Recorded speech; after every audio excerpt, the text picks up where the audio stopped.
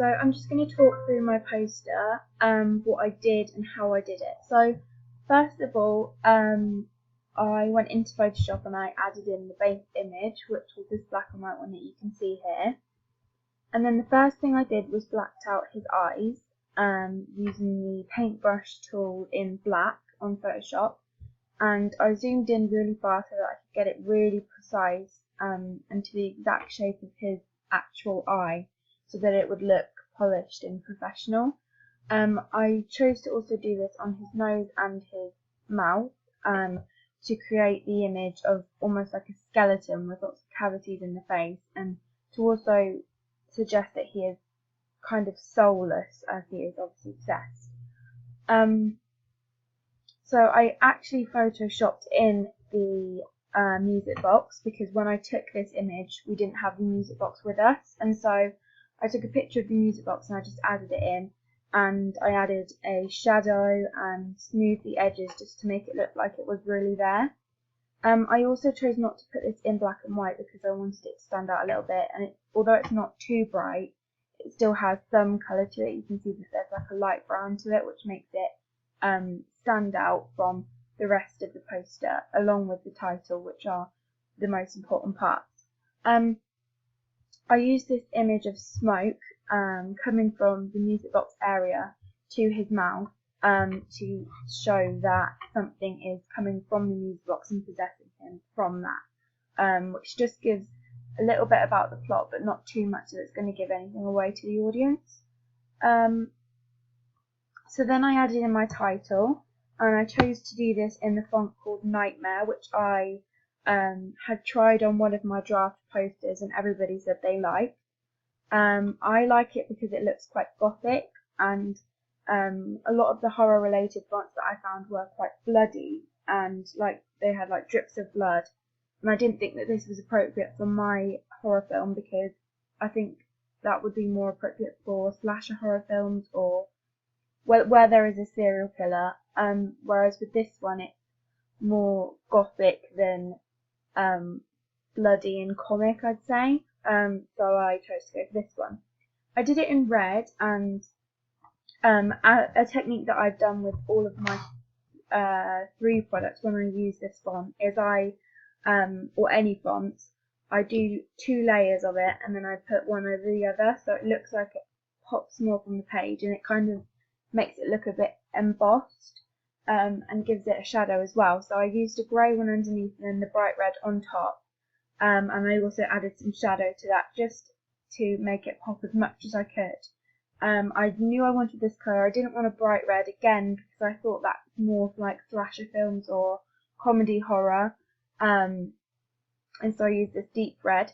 After putting this on Facebook, people said that they still couldn't really see the title as much as they thought they should be able to. They thought it was a bit too dark, and so I added this white outline with the white paintbrush on Photoshop, and I just added it to certain parts rather than just tracing over each letter, just to make it look like it fits in with the font.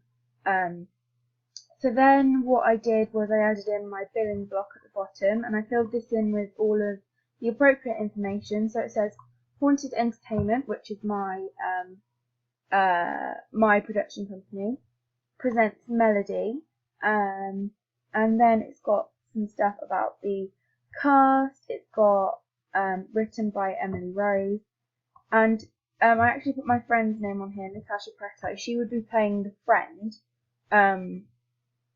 of Lauren, but she didn't actually appear in my trailer. As I've talked about before, I wanted to just have the 2 lead roles in the trailer, because I didn't want to make it seem like they had a lot of people around to help them in the trailer, because I think it makes it seem more isolated and scarier.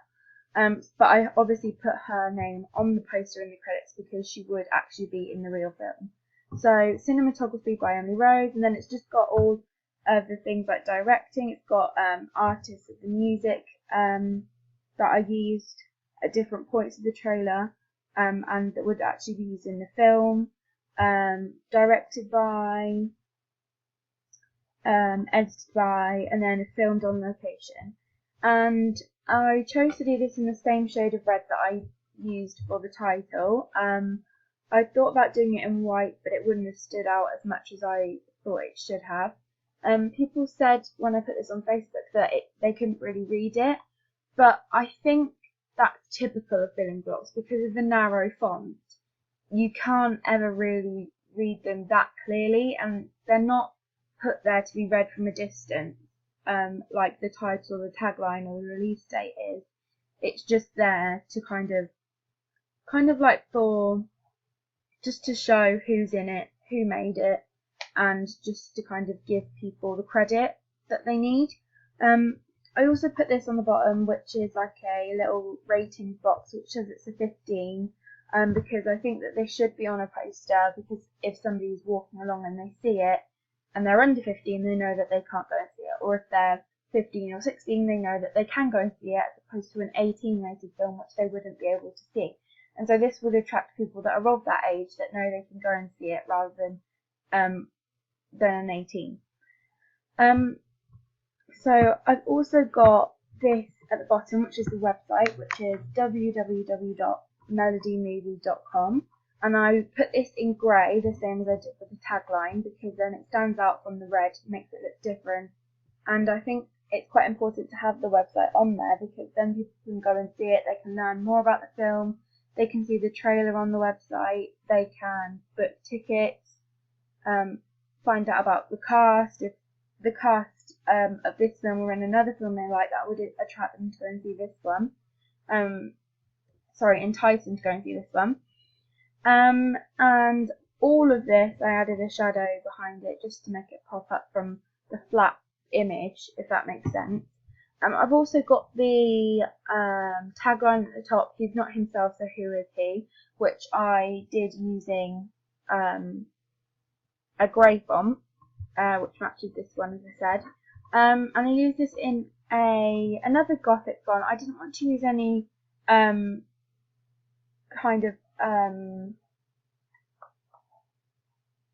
like this one isn't a boring font. It's a more of like a special font which fits to my trailer, but everything else on the page I wanted to use quite a typical standard font, so it didn't distract away from the title. And so that's what I did, and I think this was Times New Roman for this one and for the website at the bottom.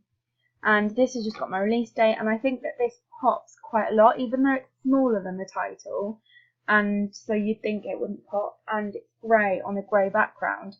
Because of the amount of shadow and the intensity and darkness of the shadow that I used, you can really see it from a distance, and that's the desired effect. Obviously for the release date, that's really important. So that's everything on my poster, and that's how I did it.